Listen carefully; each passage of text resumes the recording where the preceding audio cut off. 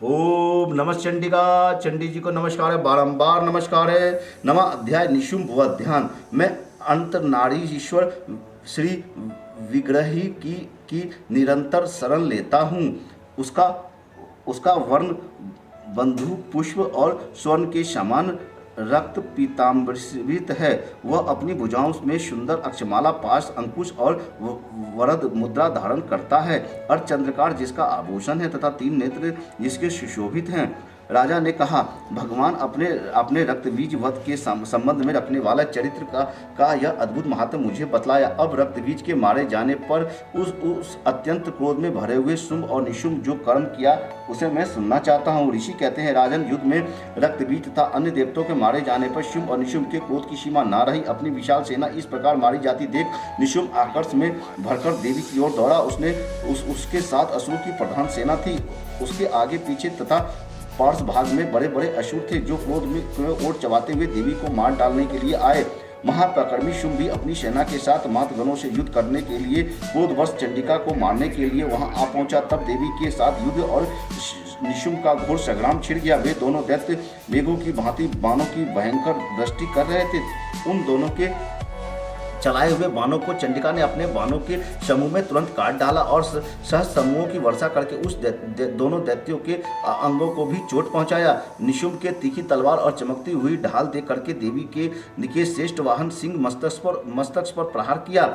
अपने वाहन को चोट पहुंचाने पर देवी ने चुक्षुद्र नामक वाहन से निशुंभ की श्रेष्ठ तलवार तुरंत ही काट डाली और उसकी ढाल भी जिससे 8 चांद जरे थे खंड खंड कर दिया। ढाल और तलवार कट जाने पर उस असुरों ने शक्ति चलाई, किंतु सामने आने पर देवी ने चक्र से उसके भी 2 टुकड़े कर दिए। अब तो निशुंभ क्रोध से जल उठा और उस दानव ने देवी को मारने के लिए शूल उठाया, किंतु देवी ने समीप आने पर उसे भी मुक्के से मारकर चूर्ण कर दिया। तब अपने गदा घुमा करके चंडी के ऊपर चलाई, परंतु वह भी देवी के त्रिशूल से कटकर भस्म हो गई। तदंतर दैत्यराज निशुंभ को फरसा हाथ में लेकर आते देख देवी ने बाण समूहों से घायल कर धरती पर सुला दिया। उस भयंकर पराक्रमी निशुंभ के धराशायी हो जाने पर शुंभ को बड़ा क्रोध हुआ और अंबिका का वध करने के लिए वह आगे बढ़ा। रथ पर बैठे बैठे उत्तम आयुधों से सुशोभित अपनी बड़ी बड़ी 8 अनुपम भुजाओं से समूचे आकाश को ढककर वह अद्भुत शोभा पाने लगा। उसे आते देख देवी ने शंख बजाया और धनुष की प्रचंड भी अत्यंत दुस्साह शब्द किया। साथ ही अपने घंटों शब्द से जो समस्त दैत्य सैनिकों का तेज नष्ट करने वाला था संपूर्ण दिशाओं को व्याप्त कर दिया। तदंतर सिंह भी अपनी दहाड़ से, जिसे सुनकर बड़े बड़े गजराजाओं का महान मद दूर हो जाता था, आकाश, पृथ्वी और 10 दिशाओं में गुजा दिया। फिर काली ने आकाश में उछल करके अपने दोनों हाथों से पृथ्वी पर आघात किया। उसने ऐसा भयंकर शब्द हुआ जिससे पहले के सभी शब्द शांत हो गए। तत्पश्चात शिवदूती ने दैत्यों के लिए अमंगलजनक अट्टहास किया। इन शब्दों को सुनकर समस्त असुर थर्रा उठे, किंतु शुंभ को बड़ा क्रोध आया। उस समय देवी ने जब शुंभ को लक्ष्य करके कहा, ओ दुरात्मा, खड़ा रह। तभी आकाश से खड़े हुए देवता बोले, जय हो जय हो। शुंभ ने वहां आकर के ज्वालाओं से युक्त अत्यंत भयानक शक्ति चलाई। अग्निमय पर्वत के समान आती हुई उस शक्तियों को देवी ने भारी लुके से दूर हटा दिया। उस भयंकर शुंभ के सिंहनाद से तीनों लोग गूंज उठे। राजन, उसकी प्रतिध्वनि से ब्रह्मपात के समान भयानक शब्द हुआ जिससे अन्य शब्दों को भी जीत लिया। शुंभ के चलाए हुए बाणों को देवी के चलाए हुए बाणों को शुंभ ने भयंकर बाणों द्वारा सैकड़ों और हजारों टुकड़े कर दिए। तब क्रोध में भरी हुई चंडिका ने शुंभ को शूल से मारा और उसके आघात से मूर्छित हुआ पृथ्वी पर गिर पड़ा। इतने में ही निशुंभ को चेतना हुई और उसने धनुष हाथ में लेकर के देवी काली और सिंह को घायल कर दिया। फिर उस दैत्यराज ने 10,000 बाहें बनाकर के चक्रों के प्रहार से चंडिका को आकर्षित कर दिया।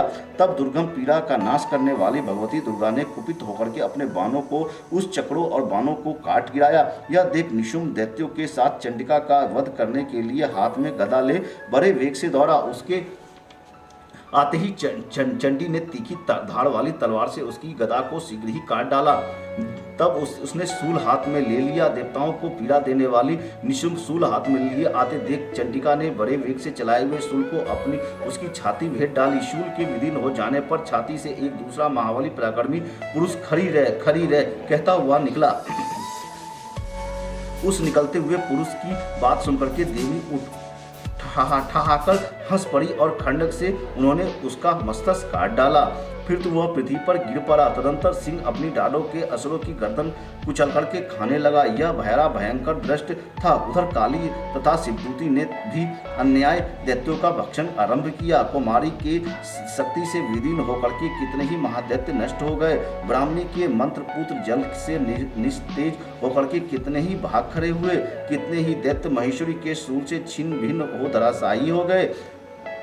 वराही के थतनों की आघात से कितनों का पृथ्वी पर कचूमर निकल गया। वैष्णवी भी अपने चक्र से दानवों के टुकड़े टुकड़े कर डाले। इंद्री के हाथ से छूटे हुए वृक्ष भी कितने ही प्राणों से हाथ धो बैठे। कुछ असुर नष्ट हो गए, कुछ उस युद्ध भूमि से भाग खड़े गए तथा कितने ही महाकाली शिवदूती सिंह के ग्रास बन गए। इस प्रकार मार्कंडेय पुराण स्वर्णिक स्वतंत्र कथा के अंतर्गत देवी महात्म निशुंभ वध नामक नवा अध्याय संपन्न हुआ। ओम नमः चंडिका। चंडी जी को नमस्कार है, बारंबार नमस्कार है।